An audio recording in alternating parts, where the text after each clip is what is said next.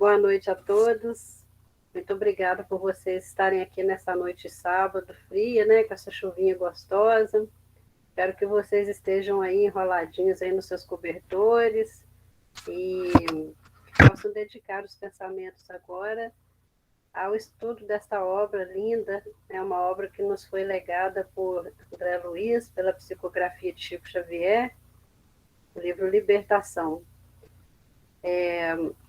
Agradecer aí o Centro Espírita Cefec, né, a Esperança e Caridade, pela oportunidade de estudo, e é uma oportunidade única na vida da gente, muitas vezes, né, de poder estudar, poder se aprofundar nessa doutrina que nos traz tanto, que tem tanto a nos ensinar, e mostra para a gente a cada estudo que a gente não sabe praticamente nada, né? Hoje nós veremos o chamado Quadro Doloroso, dessa obra Libertação. No estudo anterior, no capítulo anterior, nós vimos o espanto, né, de André Luiz diante das formas ovoides. Então foram duas coisas que chamaram muita atenção a André Luiz no capítulo Observações e Novidades, a questão dos ovoides. E nós tivemos a explicação do que seriam os ovoides, né, que seriam aqueles espíritos que atrofiam o perispírito porque eles estão envolvidos na monoideia, naquelas ideias de ódio, de rancor. Então, o perispírito, ele não regride, né? O espírito nunca vai regredir, né? A gente foi feito para evoluir. Mas o que acontece com essas formas ovoides é que o perispírito, tão envolvido, né, anteriormente corpo, depois perispírito, tão envolvido no ódio, ele acaba atrofiando as suas formas e permanecendo com uma forma de esfera que foi designada de ovoide, né, exatamente pela forma de esfera chamada de ovoide. Não vou voltar a essa explicação, que já foi da aula passada, né? E depois veio a questão muito pertinente de Gubbio, que ele pergunta a André Luiz: entendeste a importância de uma existência terrestre? Essa pergunta de Gubbio mexe muito com a gente pela questão de que nós estamos encarnados. E nós encarnados, muitas vezes, não nos damos conta da oportunidade que estamos tendo aqui, a oportunidade de estudar, de praticar o que estamos estudando. Porque, meus irmãos, é praticamente impossível, a não ser que a gente se engane muito, mas é praticamente impossível a gente aprender algo e depois persistir no erro. Não é? Se nós realmente aprendemos, a nossa tendência, mesmo por estarmos ligados às leis divinas, a nossa tendência é nos afastar do erro. Então, a primeira opção que nós devemos fazer é a opção pelo estudo, estudar. Né? Estudando, nós vamos, de passinho em passinho, nós vamos caminhando até que a gente chegue ao ponto de praticar aquilo que realmente nos marcou, aquilo que realmente nós aprendemos. Então, eles, no capítulo anterior ainda, eles foram levados para passar a noite numa cela, né, com grades que eram eletrificadas, e André Luiz, e todos eles, né, tanto Gubbio quanto Eloy, não conseguem descansar bem por causa do barulho lá fora, lembrando que era noite, né, e a grande população de encarnados que se desprende durante o sono e vai até aquelas regiões para conversar com aqueles espíritos que se afinizam com eles. E então, amanhece e eles são procurados por um dos assessores de Gregório, avisando a eles que a reunião com o sacerdote se daria pelas primeiras horas da tarde. Então, Gubbio, aproveitando esse intervalo que eles teriam, convida os dois companheiros, né, seus dois tutelados, para fazerem uma pequena visita por aquela cidade estranha, para conhecer um pouco, e André Luiz fica satisfeitíssimo, né, pelo espírito científico, né, aquele espírito, né, louco pelo conhecimento, né, muito interessado em aprender. E eles saem por aquela cidade estranha, e Goebbels fala para eles: nós vamos ver um pouco mais a respeito dos ovoides. E então, quando eles saem às ruas, André Luiz fica muito impressionado com a sujeira, né? Muitos detritos, muita sujeira por todos os lados, muito desmantelo, muita falta de cuidado com tudo. E os espíritos, né, que habitam aquela região, que habitam aquela cidade estranha, espíritos com um ar de desespero e quase primitivos. Alguns nem se davam conta da presença deles, simplesmente passavam despercebidos da presença deles. Outros olhavam para eles com uma ira, assim, uma certa raiva, por ver a calma que os três transpareciam.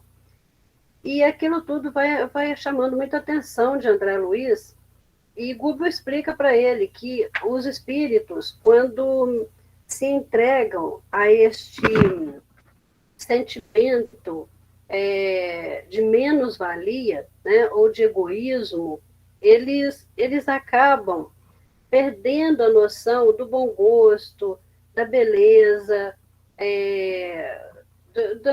dos cuidados, né, que todos nós gostamos de ter ao nosso redor. Quem é que não gosta de viver num ambiente limpo, organizado, um ambiente que tem uma planta, que tem um aroma gostoso? Todo mundo gosta, né? As pessoas, geralmente, né? As pessoas gostam, se sentem bem nesses espaços.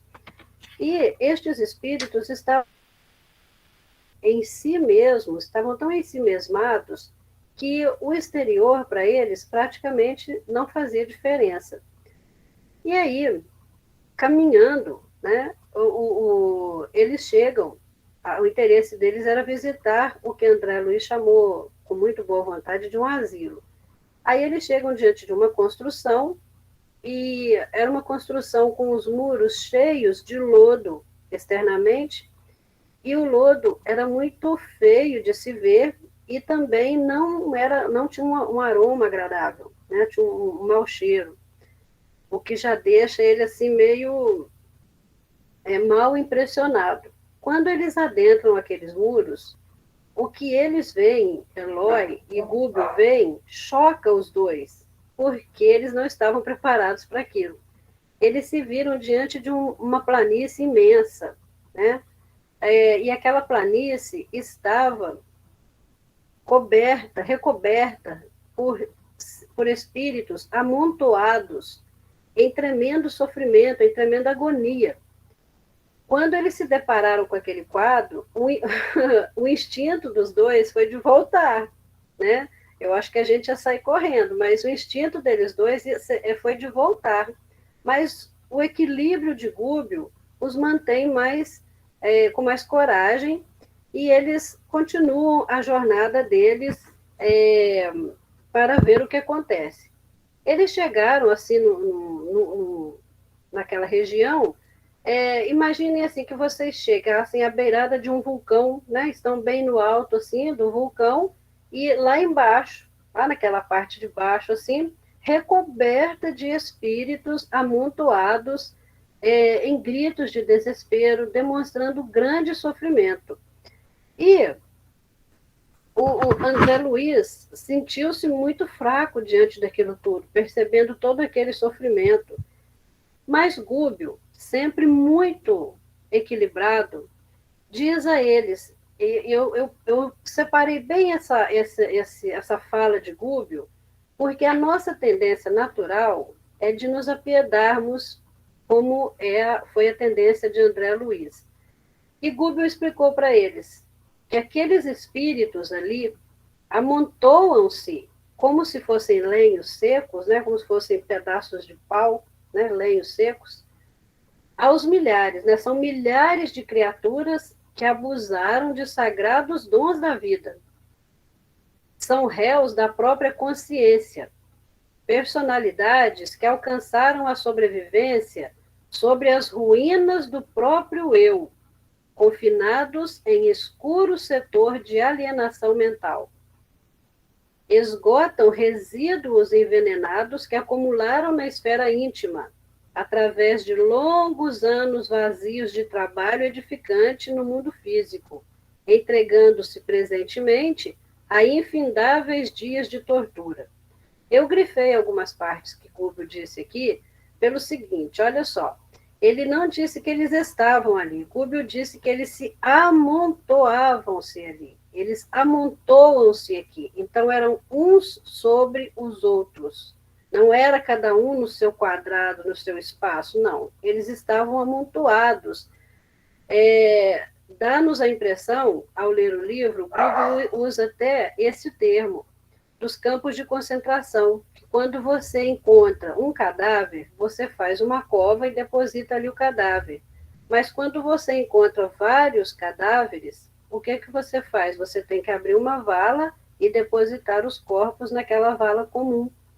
Então, aqueles espíritos estavam ali amontoados naquela espécie, naquele vale, né, aos milhares. Por quê?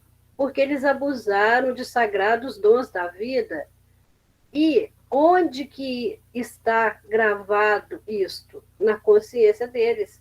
É na consciência, porque por eles mesmos, se perguntarem para eles, eles vão dizer que eles não fizeram nada de errado. Está tudo certo, certo? Mas na consciência deles, onde estão gravadas as leis divinas, né, nas consciências de todos nós sabemos que não está certo. Então, eles construíram a sua vida, né, baseadas no egoísmo, baseadas na visão do próprio eu como sendo mais importante de tudo. Primeiro eu, certo? Se sobrar, eu distribuo, certo? Nós vamos poder, gente, nós poderíamos discorrer aqui sobre diversos assuntos, sobre questões de caridade, sobre questões de serviços públicos e privados, sobre família, mas eu vou deixar aqui para que cada um reflita, sabe, como anda esse eu, como anda o nosso egoísmo, né? Como que está? Porque livres do egoísmo completamente, nós não vamos conseguir ficar, mas a gente tem que procurar fazer o máximo para diminuí-lo. Podemos ficar? Sim, podemos, mas se a gente não sentir que dá conta de destruir o egoísmo em nós, pelo menos diminuí-lo. E aí, estes irmãos, eles esgotam ali, eles estão esgotando resíduos envenenados que acumularam na esfera íntima, através de longos anos vazios de trabalho edificante. Então, durante longos anos, eles fizeram nada. Qual a importância da existência terrena, gente? Qual a importância? Então, durante longos anos de vida terrena, eles não trabalharam, não fizeram nenhum trabalho edificante, né? E agora, eles se entregam a infindáveis dias de tortura redentora. Então, não é apenas tortura que nós estamos falando, é uma tortura redentora. E tem algum torturador ali? Não. Não existe ninguém ali torturando ninguém. São os próprios espíritos torturando-se. E Gubbio continua falando assim: não estamos contemplando senão a superfície de trevosos cárceres a se confundirem com os precipícios subcrossais. Então, olha só, gente, aquele lugar que eles estão vendo ali, que já deixou André Luiz e Gubbio, né, com medo, amedrontados, é apenas a superfície de trevosos cárceres. Então, tem cárceres ainda, tem lugares ainda muito inferiores ainda, muito mais difíceis de se ver do que aquele quadro que está diante deles. E aí, nós vemos que estes irmãos, eles estão ali por causa daquele egoísmo, né? Que ficou arraigado dentro deles durante a existência terrena. E aí o Eloy pergunta, né? Mas não haverá recurso a tanto desamparo? indagou Eloy compungidamente, porque eles estavam muito apiedados do quadro doloroso que eles estavam vendo. E Gúbio responde: todos os espíritos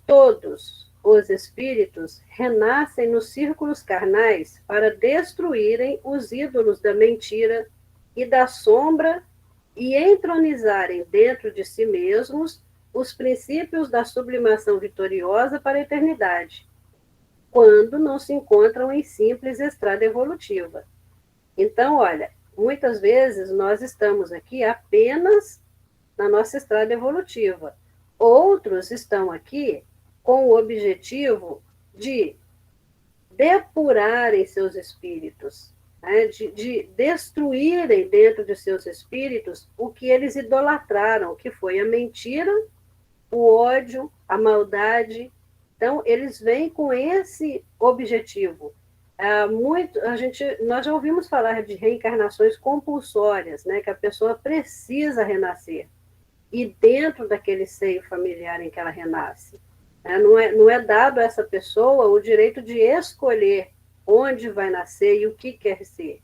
Né? Mas alguns espíritos recebem essa oportunidade, né, quando eles estão apenas em estrada evolutiva.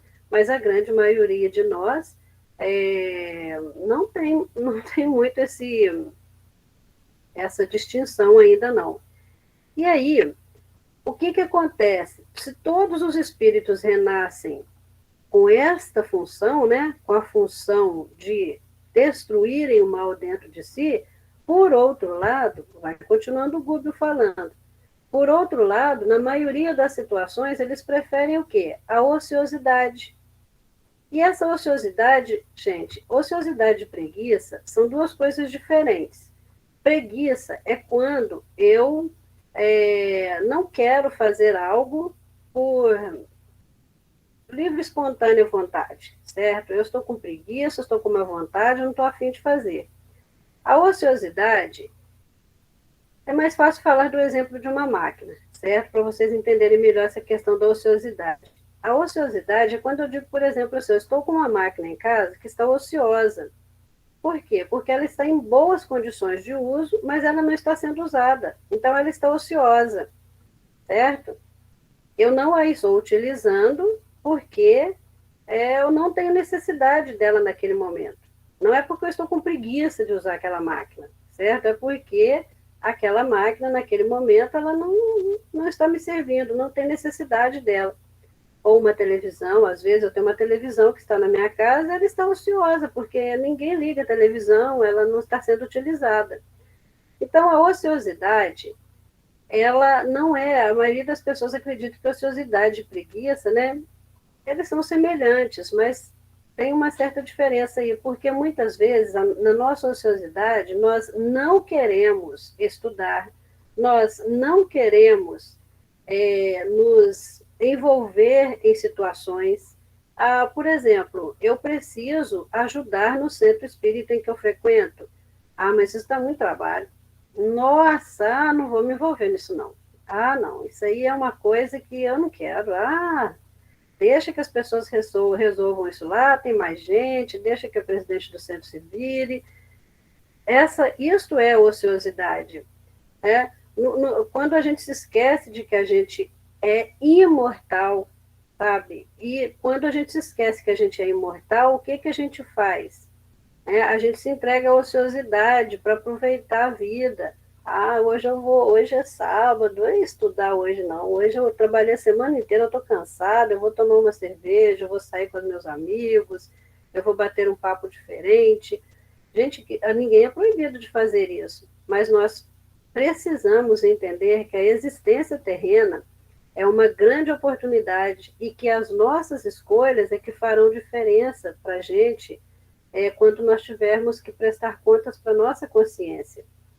E Gúbio vai continuando falando que, na maioria das situações, os espíritos encarnados, né, preferem a ociosidade, preferem menosprezar as oportunidades de crescimento, preferem fugir ao aprendizado salutar, à preguiça de estudar,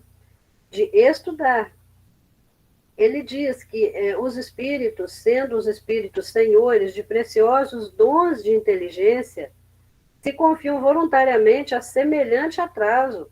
Olha, a gente é tão inteligente e se deixa levar, né, pelo atraso da ociosidade, de menosprezar a oportunidade de crescimento, de fugir ao aprendizado salutar. E o que resta, então, aos espíritos que estão mais evoluídos fazer? Ter paciência. Olha o que ele diz. Que nos resta fazer se não seguir nas linhas de paciência por onde se regula a influenciação dos nossos benfeitores? Sem dúvida, esta paisagem é inquietante e angustiosa, mas compreensível e necessária. Então, é um quadro doloroso, é um quadro triste, mas quem fez aquele quadro foram os próprios espíritos, fomos nós que fizemos aquele quadro. Né? Então, não vamos cair naquelas malhas assim de pobrezinhos, né? Nós não somos coitadinhos, nós somos muito responsáveis por tudo que nós fazemos. E aí, continuando, eles desceram uns pedacinhos, né, daquele lugar que eles estavam, né? Eles estavam no alto assim, né? E desceram um pouquinho, um morrinho assim, para observar as formas ovoides e se depararam com um quadro muito triste. Era o quadro de uma mulher que estava estendida no solo. Ela não está deitada, ela está estendida, sabe, como um objeto que você joga ao chão. Então, ela estava estendida ao solo e havia 3 formas ovoides, vocês podem observar aqui, 3 formas ovoides acopladas a ela. Olha, estão acopladas a ela. Uma aqui, né, no plexo solar, e as outras 2 aqui pela mente dela. E aí, André Luiz, o Gúbio examina primeiro, né, dá uma olhadinha na mulher, e fala para André Luiz, aproxime-se e olhe. À primeira vista, André Luiz não conseguiu perceber os ovoides. Porém, quando ele fixou bem o olhar, ele conseguiu perceber essas 3 formas ovoides que estavam aqui. E aí, quando ele percebe essas 3 formas ovoides, a Gúbio explica a ele, são entidades infortunadas entregues aos propósitos de vingança. Gastaram o perispírito sob inenarráveis tormentas de desesperação e imantam-se naturalmente à mulher que odeiam. Irmã esta que, por sua vez, ainda não descobriu que a ciência de amar é a ciência de libertar, iluminar e redimir. Só para vocês entenderem, eu vou pedir licença para narrar um pedacinho da história, para que vocês entendam o que aconteceu. Eu vou até voltar o slide aqui para vocês observarem o que aconteceu com essa nossa irmã aqui. Essa nossa irmã, ainda jovem e bela, quando encarnada, desposou um rico fazendeiro chamado Joaquim, e estava muito feliz com sua vida, mas a encarnação dela já foi com um propósito salvacionista. Ela já veio para este mundo, né? Ela já veio para essa encarnação com um propósito salvacionista, ou seja, depurar aqueles sentimentos menos de acordo com as leis divinas e se tornar uma pessoa melhor. Porém, ela descobre que antes de se casar com ela, o ex-marido, Joaquim, havia tido compromissos sentimentais com uma escrava, e com essa escrava ele teve 2 filhos. E aí, mesmo casado com ela, o Joaquim não terminou esse compromisso afetivo. E com o passar do tempo, sabendo de toda a história, sabendo tudo o que aconteceu, ela revelou toda a ira de que a alma dela estava cheia. E exigiu que o marido vendesse a escrava para uma região muito úmida, na qual esta escrava acabou adoecendo e morrendo de tuberculose, e os 2 rapazes, eles foram acorrentados, colocados no tronco e açoitados diante de toda a senzala. Essa senhora, essa irmã nossa aqui, ela ainda instigou o capataz da fazenda a dizer que os dois rapazes eram ladrões e eles passaram a andar com correntes pesadas no pescoço, sofrendo humilhações incessantes. E depois de alguns meses eles desencarnaram. Mas quando eles desencarnaram, o que, que eles fizeram? Eles se uniram à mãe no plano espiritual, que já havia desencarnado, e mesmo com amigos espirituais pedindo a eles, convidando-os, né, para perdoar, para tolerar, para não, para deixar de lado os planos de vingança, eles não ouviram, eles não deram ouvidos e se imantaram, né, e ficaram presos a esta irmã no plano ainda encarnado, ela estava encarnada, e eles permaneceram presos a ela, subjugando a tal ponto de que ela enlouquece, né? E acaba desencarnando também. Ela sofreu muito, né? E no plano espiritual, ela recebeu também auxílio de irmãos mais elevados, né? Ela teve a compaixão de vários irmãos mais elevados que tentaram buscar, trazê-la, né? Para a humildade, para a tolerância, para a renovação pelo amor. Mas ela não quis saber de nada disso. Ela estava tão cheia de ódio, tão cheia de raiva, de ira, né, que ela manteve essas três entidades ligadas a ela pelo ódio, né? E aí esses perseguidores, mesmo depois, esses três perseguidores aqui, mesmo depois de terem pedido a forma espiritual, se mantiveram ligados a ela, né, com os princípios, né, de matéria mental em que eles se revestem, como nós vimos a explicação a respeito dos ovoides. Esta infeliz dessa irmã aqui, ela não os vê, mas ela ouve. Ela consegue ouvir as vozes deles pela acústica da consciência, acusando-a o tempo todo, né? Falando para ela da sorte, né? de expressões odiosas que podemos ensinar. Então, é um quadro triste de se ver. E no Evangelho segundo o Espiritismo, nós temos um ensinamento aqui no capítulo 10, no item 6, que diz assim: a morte, como se sabe, não nos livra dos nossos inimigos. Os espíritos vingativos perseguem sempre com seu ódio, além da sepultura, aqueles que ainda são objeto do seu rancor. Daí ser falso, quando aplicado ao homem, o provérbio: morto cão, acaba a raiva. O espírito mau espera que aquele a quem quer mal esteja encerrado em seu corpo, e assim menos livre, para mais facilmente o atormentar, atingindo-o nos seus interesses ou nas suas mais caras afeições. Então, o que eles fizeram? Aqueles três irmãos lá, né? A mãe e os dois filhos. Enquanto aquela irmã estava encarnada, eles atormentaram-na, atingindo-a nos lugares onde ela se sentia mais fraca, né? Que era a mente dela, ou pelo menos era onde eles sentiam mais a influenciação do ódio, né? Mais perto. Então, eles insuflaram cada vez mais ódio, mais raiva, mais rancor, até que ela fosse à morte. E quando ela morreu, o que aconteceu? Ela se livrou dos inimigos? Não, eles estavam lá esperando por ela. Eles estavam lá esperando por ela, com o ódio dela, com o ódio deles, né? E juntando com o ódio dela para continuar nos planos de vingança. E aí, André Luiz pergunta diretamente para Gúbio: diante deste quadro comovedor, como encarar a situação? Desfechei a pergunta direta. E Gúbio responde: esta irmã renascerá em círculos de vida torturada, enfrentando obstáculos imensos para reencontrar o ex-esposo e partilhar-lhe as experiências futuras. Então, os inimigos ser-lhe-ão filhos? Indaguei ansioso, quebrando as reticências.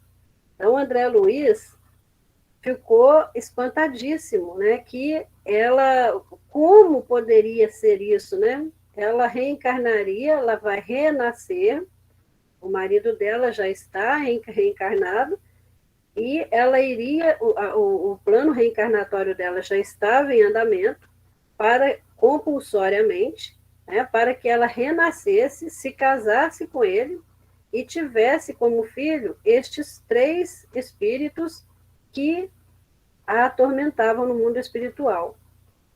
E André Luiz ficou um pouco chocado com essa situação, mas seria uma reencarnação compulsória determinada pelo plano superior para que ela e eles, né, para que todos esses espíritos, estes quatro principalmente, né, nossa irmã e esses três outros, né, a escrava, a mãe escrava e os dois filhos, mergulhassem na lei de Deus, sabe? São situações em que a gente fala assim, gente, mas como é possível? Né? Então, vamos ver aqui uma explicação. A palestra de Jorge Larrat, ela se chama Justiça Divina e o Sofrimento, Como Compreender. Então, quem quiser dar uma olhadinha lá na internet, procurar na internet, a palestra é longa, eu tirei esse trechinho para que a gente pudesse refletir a respeito do que ele falou, que nós não fomos feitos para sofrer, né? Nós não fomos feitos para, como diz o outro, né, pagar, sabe? É como se nós estivéssemos naquela época em que nós pagávamos para nos libertar dos nossos erros, certo? Nós não existe isso. Nós estamos aqui com o objetivo de nos aprimorarmos, de mergulharmos na lei divina, na lei de amor, na lei de amor. E aí, no Livro dos Espíritos, na terceira parte, fala da justiça e direitos naturais. A questão 875, Kardec pergunta: como se pode definir a justiça? E os espíritos respondem: a justiça consiste em cada um respeitar os direitos dos demais. Muito simples, muito sucinto e muito difícil de ser feito. Porque é fácil falar, mas é fácil sentir? É fácil quando a gente tem que respeitar que o outro não pensa como eu, que o outro não está na mesma vibração que a minha, que o outro não está no mesmo nível de evolução que eu? Não é, gente. Não é fácil, sabe? As experiências que nós trazemos no nosso cotidiano, dentro das nossas famílias, dentro do nosso trabalho, no nosso convívio social, nos mostram isso. É muito difícil lidar com pessoas que não pensam como a gente. E nós sempre queremos, a nossa tendência é sempre o embate, é sempre combater, né, o outro e ficar com a razão. Mas, como a minha amiga Rita sempre diz, é melhor a gente ser feliz do que ter razão. É uma brincadeira, mas a verdade, gente, é que é melhor a gente estar com a nossa consciência tranquila. É a melhor coisa, sabe? É saber que se eu penso, se eu ajo, eu tenho que agir e pensar de acordo com os ensinamentos divinos e não de acordo com o que a minha cultura ensinou, do que a minha família faz há tantos séculos, eu vou continuar repetindo porque a minha família sempre fez assim. Ora essa, eu posso quebrar correntes, eu posso renovar sentimentos. Então, este capítulo eu dividi em duas partes. A primeira parte em que André Luiz, Gúbio e Eloy saem da cela e andam pela cidade, e eles observam aqueles espíritos em si mesmados, todos eles muito mais voltados para si do que para o que está lá fora. E para a gente refletir um pouco nessa questão, quando nós andamos pela rua, o que é que nós vemos? É muito diferente? Nós paramos para observar as pessoas? Nós paramos para observar o que é que está acontecendo com aquele nosso irmão, com aquela nossa irmã, que está a poucos passos da gente? E a outra parte que eu separei desse estudo foi a parte em que André Luiz e Eloy se assustam com o panorama que se apresenta diante dos olhos deles de verem aquele vale, né, com espíritos amontoados aos gritos de desespero.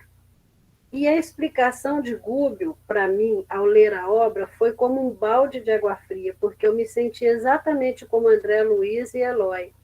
E quando Gúbio disse que eles se amontoam ali, daquela maneira que eles estão ali amontoados, porque eles são réus da própria consciência, porque enquanto na vida terrena eles não se dispuseram a nenhum serviço beneficente, a nada que fizesse bem para alguém, né, que eles estavam ensimesmados no egoísmo, na ira, na ociosidade. A própria cidade já mostra isso, né, a questão da ociosidade, de não quererem utilizar os bens, né, que são as nossas mãos, os nossos pés, a nossa inteligência, para criar algo bom, mas permanecer naquela inércia. E aí, a resposta de Gúbio me caiu como uma chuva boa e mostrou para mim a responsabilidade desta vida terrena, certo? Não somente na questão do perdão das ofensas, mas também no que eu estou fazendo, ou qual é o meu papel para melhorar a minha evolução nesta existência tão abençoada. Este foi o momento que eu resolvi dividir o capítulo para que a gente refletisse, sabe? Para que nós refletíssemos. Nós estamos nos entregando à ociosidade, nós estamos nos entregando, nós estamos fugindo ao desejo de estudar, escapando dos compromissos, porque dá muito trabalho. Apesar de sermos muito inteligentes, nós estamos deixando de lado nossas mãos, nossos braços, nossas pernas, nossa mente, ficar ociosa porque dá trabalho. Então, a gente precisa refletir muito, nós precisamos refletir muito. É uma obra que faz a gente ver assim que Deus é justo, infinitamente bom, e que se nós seguirmos a sua lei, se nós conseguirmos nos manter debaixo da sua lei, nós não teremos nada a temer. Como o Jorge Elahá nos explicou, nós não fomos feitos para o sofrimento. O sofrimento não é para nós. Nós fomos feitos para sermos felizes. Não é? E aí eu gostaria de encerrar, né? Mas não poderia deixar de citar aqui o Evangelho segundo o Espiritismo, em que Paulo, apóstolo, deixou essa mensagem que eu peguei alguns trechos para a gente. Perdoar aos inimigos é pedir perdão para si próprio. Olha só, perdoar aos inimigos, nós os temos, é pedir perdão para si próprio. Perdoar aos amigos é dar-lhes uma prova de amizade. Perdoar as ofensas é mostrar-se melhor do que era. Gente, perdoar é olhar para si mesmo e se perguntar: será que eu nunca fiz isso? Eu estou negando ao outro algo que eu também já fiz. Da segunda mensagem: ai daquele que diz nunca perdoarei, pois pronuncia a sua própria condenação. Quem sabe, aliás, se descendo ao fundo de vós mesmos, não reconhecereis que fostes o agressor? Que sabemos nós de nossas vidas anteriores? O que sabemos? O que nós passamos hoje Pode ser reflexo daquilo que nós fizemos no passado, que estamos recolhendo, né? Porque a colheita, aliás, o plantio é livre, mas a colheita é certa, né? E a terceira mensagem: admitamos finalmente que de nenhuma censura vos reconheceis merecedores, mostrai-vos clementes, e com isso só fareis que o vosso mérito cresça. Então, se você perceber que você não merece nenhuma censura, se você consultar a sua consciência e ver, né, e perceber que você não é merecedor de nenhuma censura, sede clemente, perdoe a si mesmo, e com isso só fareis que o vosso mérito cresça. Então, meus irmãos, vamos refletir bastante nestas questões e vamos guardar na nossa mente, se nós pudermos, né, que essa frase de Google ficou marcada em mim. Nós nos elevamos-nos com aqueles que amamos e rebaixamos-nos com aqueles que perseguimos e odiamos. Então vamos amar mais, né, para que a gente possa se elevar mais. É isto que eu gostaria para todos nós, sabe? Que nós nos reencontrássemos no mundo espiritual com muito amor, através do amor que nos une, né? Porque nós nos elevamos, segundo Buber, com aqueles que amamos. Um vai dando a mão para o outro e vai ajudando. E nós nos rebaixamos com aqueles que perseguimos e odiamos. Então vamos deixar de lado essa perseguição e esse ódio e vamos nos entregar mais ao amor, ao perdão, e observando sempre que Deus é infinitamente bom e infinitamente justo e não nos criou para o sofrimento. Ele nos criou para amar.